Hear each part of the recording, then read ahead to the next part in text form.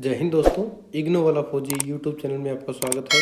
आज हम बात करेंगे BSKG 178 के लास्ट चैप्टर, जो कि हमारा चैप्टर नंबर 22 है, अंतर्राज्यीय संबंध का सिद्धांत, साम दाम दंड और भेद के बारे में।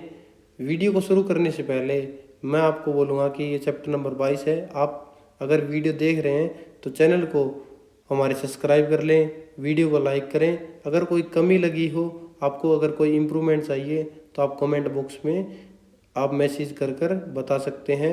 अगर आपको इग्नो से रिलेटेड कोई भी सोल्ड असाइनमेंट PDF चाहिए, हैंड रिटन असाइनमेंट चाहिए, कोई भी प्रोजेक्ट बनवाना हो या आपको गैस पेपर की रिक्वायरमेंट हो, तो आप स्क्रीन पर दिए गए नंबर पर व्हाट्सअप मैसेज करके आप अपना असाइनमेंट पा सकते हैं, प्रोजेक्ट पा सकते हैं, गैस पेपर पा सकते हैं। आप इस नंबर पर व्हाट्सअप मैसेज करके अपनी डिमांड दे सकते हैं। तो अब बिना देरी किए हम बात करते हैं इसके पहले नंबर क्वेश्चन से, जो कि इस चैप्टर का परिचय है। इसके बारे में क्या पढ़ेंगे हम? अंतर्राज्यीय संबंध का सिद्धांत, साम दाम दंड और भेद का परिचय देखेंगे। प्राचीन भारतीय राजनीतिक ग्रंथों में अंतर्राज्यीय संबंध का सिद्धांत अत्यंत विकसित रूप में मिलता है। मतलब क्या है कि जो हमारे अंतर्राज्यीय संबंध है ना, उसका सिद्धांत एकदम क्लियर लिखा हुआ है हमारे पास। यह सिद्धांत वैदिक काल से लेकर बाद में राजनीतिक और धर्मशास्त्रीय ग्रंथों तक फैला हुआ है। यद्यपि वैदिक युग में ये सिद्धांत पूर्ण रूप से सूत्रबद्ध नहीं मिलते, फिर भी इनके अनेक मूल तत्व मतलब विद्यमान है। मतलब क्लियरली नहीं लिखा हुआ है वैदिक युग में, परंतु इनके बहुत सारे तत्व विद्यमान हैं जिससे हम समझ सकते हैं। अंतर्राज्यीय संबंधों के सिद्धांत को स्वतंत्र और व्यवस्थित रूप में सर्वप्रथम किसने लिखा है? कौटिल्य के अर्थशास्त्र में प्रस्तुत किया गया है। जो अंतर्राज्यीय संबंध है उसके बारे में खुलकर और डिटेल में किसमें बताया गया है? कौटिल्य के अर्थशास्त्र में। कौटिल्य ने यह स्पष्ट किया है कि राज्य अपनी सीमाओं का विस्तार करे और अपने हितों की रक्षा साम दाम दंड भेद और इन 4 उपायों को अपनाकर कर सकता है। ये 4 उपाय अंतर्राज्यीय राजनीति की मूल रणनीति है। जैसे कि हमने चैप्टर नंबर 19, 20 और 21 में पढ़ा है कि मंडल सिद्धांत और षड्गुण सिद्धांत, उसमें हमने क्लियरली पता किया है कि साम दाम दंड और भेद का कैसे उपयोग कर सकते हैं। और चैप्टर नंबर 20 में जो कि हमारा षड्गुण का सिद्धांत है, इसमें तो हमने क्लियरली पढ़ा है। और अब पढ़ रहे हैं हम चैप्टर नंबर 22। इसमें देखेंगे साम दाम दंड और भेद का उल्लेख हमें रामायण, महाभारत, पुराणों में भी मिलता है, परंतु कौटिल्य ने इन्हें एक सुव्यवस्थित राजनीतिक सिद्धांत के रूप में विकसित किया है। उन्होंने सुव्यवस्थित तरीके से लिखा है, उसका विस्तार किया है।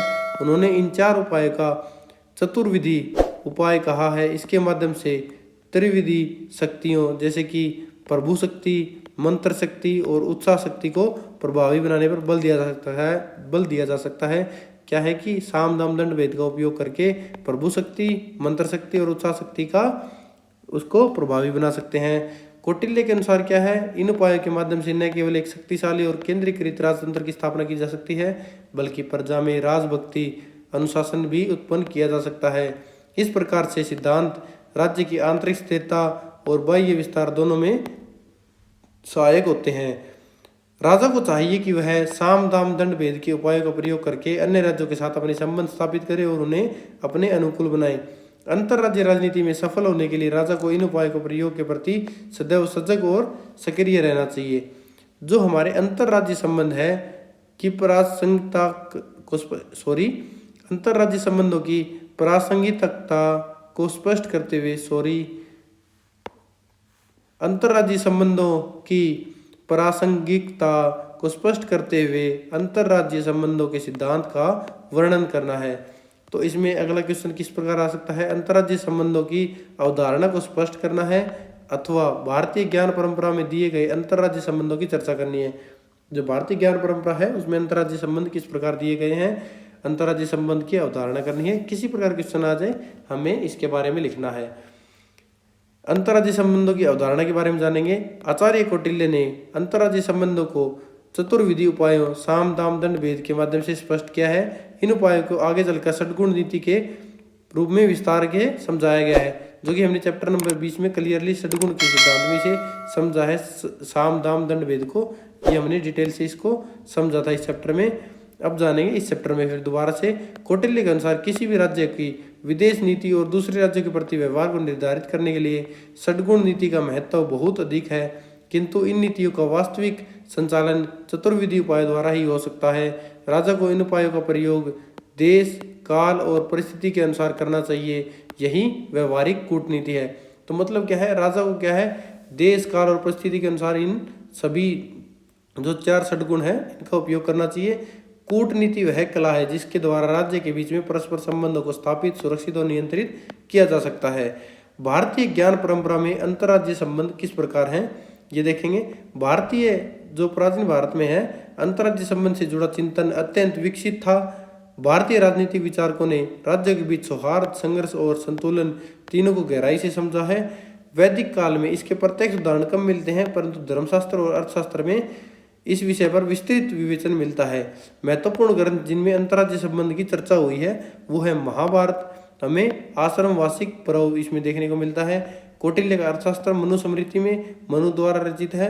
याज्ञवल्क्य स्मृति में, अग्नि पुराण में, विष्णु धर्मोत्तर में और नीति वाक्यामृत में, राजनीति प्रकाश में और नीति मयूख में इसके बारे में क्लियर अंतर्राज्यीय संबंध की चर्चा हमें देखने को मिली है। कौटिल्य का अर्थशास्त्र सबसे प्राचीन और सबसे व्यवस्थित ग्रंथ माना जाता है। इसके लिए अंतर्राज्यीय संबंध की विवेचना में कौटिल्य के सिद्धांतों का आधार बनाया गया है। मंडल सिद्धांत क्या बोलता है, जो कि हमने चैप्टर नंबर 19 में पढ़ा था। मंडल सिद्धांत प्राचीन भारतीय राजनीति का एक अत्यंत महत्वपूर्ण सिद्धांत है। यह सिद्धांत इस विचार पर आधारित है कि किसी राज्य की भौगोलिक स्थिति ही उसे मित्र और शत्रु बनाती है, कि किसी देश की अगर भौगोलिक स्थिति अच्छी है तो उस पर शत्रु ज़्यादा आक्रमण करेंगे, अच्छी नहीं है तो उस पर कम आक्रमण करेंगे। इस सिद्धांत का सबसे विस्तृत विवेचन कौटिल्य के अर्थशास्त्र में मिलता है। कौटिल्य के अनुसार प्रत्येक राज्य का एक राजमंडल का हिस्सा होता है। विजिगीषु कौन सा राज्य होता है, राजा होता है जिसमें वैसा राज्य होता है जो बहुत ही ज्यादा शक्तिशाली होता है। मंडल के केंद्र में विजिगीषु राजा अर्थात वह राजा जो विजय की इच्छा रखता है और राज्य का विस्तार करना चाहता है। वो चाहता है कि मैं युद्ध करूं, विजय पाऊं और अपने राज्य का विस्तार करूं। कामंद के अनुसार जो राजा सप्त प्रकृतियों से संपन्न है, साहसी है और परिश्रमी है, तो वह विजिगीषु कहलाता है। विजिगीषु क्या हो गया, एक राज्य हो गया, उसका राजा हो गया, और उसके जो आस पड़ोसी हैं, जो राज्य हैं, उसे क्या बोलते हैं, अरी बोलते हैं। और जो एक क्या है, उससे सीमा से दूर है परंतु बहुत मजबूत है, शक्तिशाली है, उसे क्या बोलते हैं, मध्यम बोलते हैं। परंतु इन सब से दूर है, बाउंड्री से भी दूर है, परंतु इन सबसे मजबूत है, उसे क्या बोलते हैं, उदासीन। वो इनसे युद्ध नहीं करना चाहता, परंतु अरी और विजिगीषु और मध्यम इससे दोस्ती करना चाहते हैं, उसे बोलते हैं उदासीन। तो ये इसे आप चित्र की मदद से समझ सकते हैं। मंडल में राज्य के प्रकार क्या है, अरी जो कि मैंने बताया था विजिगीषु के पड़ोसी राज्य हैं। मित्र शत्रु के बाद वाला राज्य, तो शत्रु के बाद का जो राज्य होता है उसे मित्र बोलते हैं, जो अरी के पड़ोसी होते हैं। मध्यम जो शत्रु और मित्र दोनों से अलग हो उसे क्या बोलते हैं, मध्यम बोलते हैं। उदासीन जो इन सब से दूर हो, इन सब से दूर है जो वो को है क्या है, उदासीन है। इस सिद्धांत का मूल आधार यह है कि सीमा से सटा राज्य स्वाभाविक शत्रु होता है। हालांकि कुछ आधुनिक विद्वान मानते हैं कि उद्देश्य मित्रता शत्रुता का वास्तविक कारण होता है। मंडल की रचना के बारे में जानेंगे। कौटिल्य के अनुसार मंडल के कुल 12 राज्य होते हैं। तो मंडल के 12 राज्य में देखेंगे, अगर भाग में 4 होते हैं, अरी मित्र और मित्र मित्र। अरी शत्रु हो गया, मित्र दोस्त हो गया, और ये क्या हो गया, अरी दुश्मन और फिर मित्र, दुश्मन मित्र और फिर मित्र का मित्र। पृष्ठ भाग में क्या बोला गया है, पाषाणी ग्राह आक्रांत, पाषाणी ग्राह सार आक्रांत सार। तो ये हमने पिछले चैप्टर में पढ़ लिया था कि आगे से और पीछे से राज्य की सपोर्ट के लिए कैसे आगे आते हैं। तो इसके बारे में अतिरिक्त 6 भाग और आते हैं, जो क्या है, स्वामी, अमात्य, जनपद, कोष, दुर्ग और बल। ये सभी मजबूत होंगे तो ये क्या होंगे, अगर राज्य बहुत बलशाली होगा और वो अपने राज्य की सुरक्षा और उसके लिए विस्तार के लिए अच्छा होगा।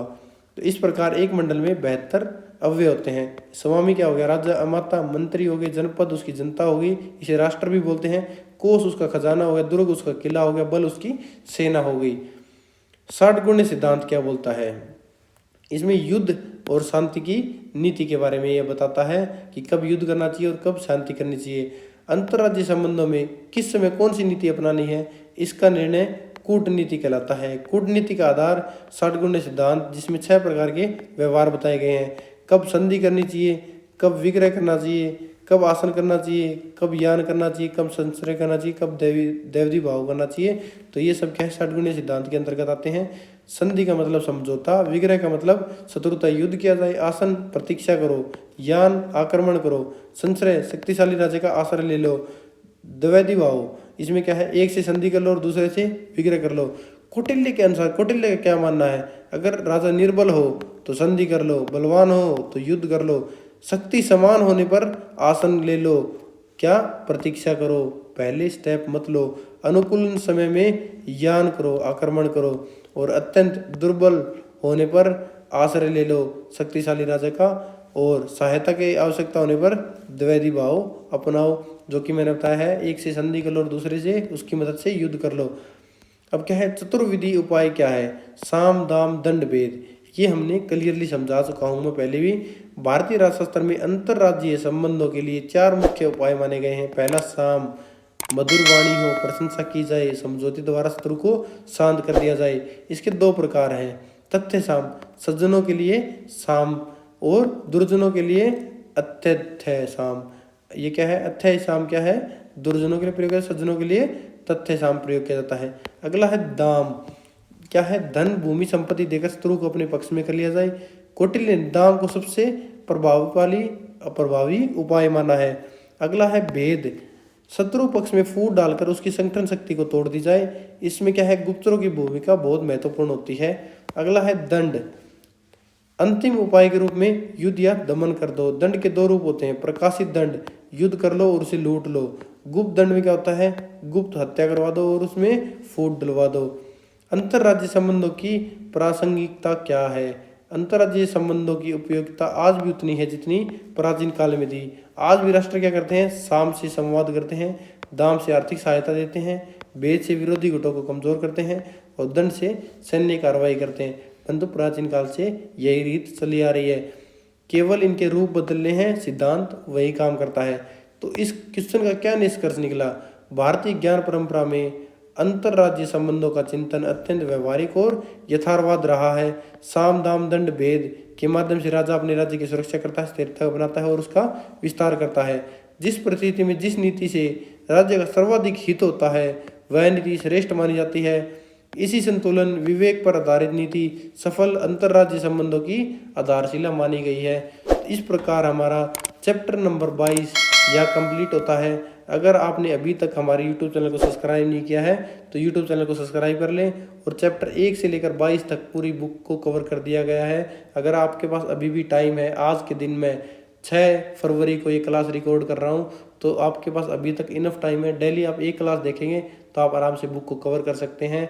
और साथ ही मैं आपको सोल्ड जो इसकी क्वेश्चन पेपर है वो डाल दूंगा, उनकी वीडियो डाल दूंगा, और एक वीडियो में जो आपको एग्जाम से पहले डालूंगा, जिसे एक अकेली वीडियो को देखकर आप पास हो सकते हैं। तो इसलिए आप हमारे चैनल पर बने रहें, चैनल को सब्सक्राइब कर लें। अगर आपको इग्निस से रिलेटेड कोई मटेरियल चाहिए और आप मेरे पास यूट्यूब का रेफरेंस लेकर आते हैं तो मैं आपको विशेष छूट दूंगा। मिलते हैं अगली नई बुक के साथ, तब तक के लिए जय हिंद, जय भारत।